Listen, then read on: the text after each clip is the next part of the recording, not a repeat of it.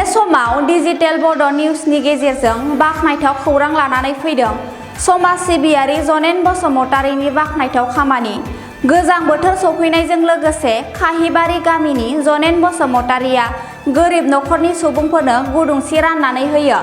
समाज सिबियारि जनेन बसुमतारीया चिरां जिल्लानि 13 नं चिरां बियाबनि मोन 7 गामियाव सा 500 सुबुंफोरनो राननानै होयो। खाहिबारि, बाथाबारि, फुटियापारा, खासिबारि, जाम्बुगुरि, आदिबासि बाथाबारि आरो आदिबासि फुटियापारा गामियाव राननानै होयो। गावनि रां बाहायनानै जनेन बसुमतारीया सा 500 सुबुंफोरनो गुदुं सि राननानै होयो।